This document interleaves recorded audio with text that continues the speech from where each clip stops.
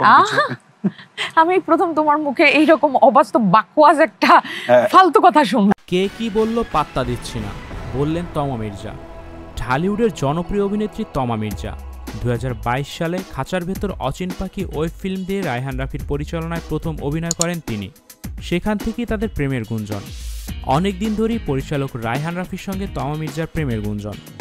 যদিও এই অভিনেত্রীর দাবি রাফির সঙ্গে তার কোনো প্রেম নেই, দুজনের মাঝে কেবল বন্ধুত্বটা ছিল। এরপরও বিভিন্ন অনুষ্ঠানে তাদের দুজনকে একসঙ্গে দেখা যায়। দেশের বাইরে দুজনে একসঙ্গে সময় কাটিয়েছেন এমনটিও শোনা গিয়েছিল। নিজেদের জীবনের স্পেশাল দিনগুলোতেও একে অন্যের পাশে উপস্থিত থেকেছেন।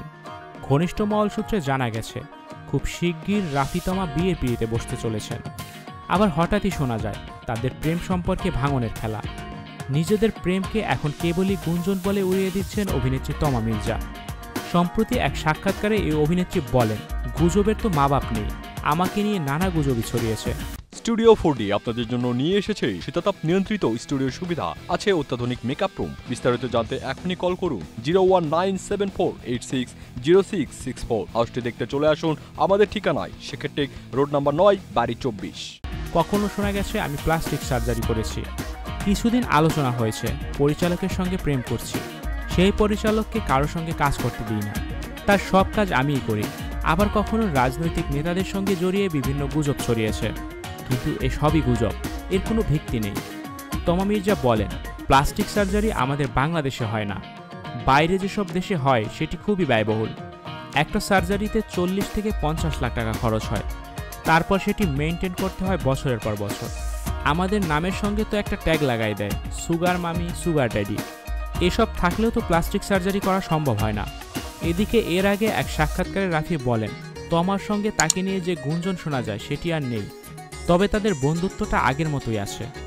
রাফির ভাঙনের সেই ইঙ্গিতকে এবার পূর্ণতা দিলেন তমা। ভারতীয় এক গণমাধ্যমে দেওয়া সাক্ষাৎকারে তিনি বলেন, শুধু প্রেমের সম্পর্ক নয়, ফাটল ধরেছে বন্ধুত্বেও।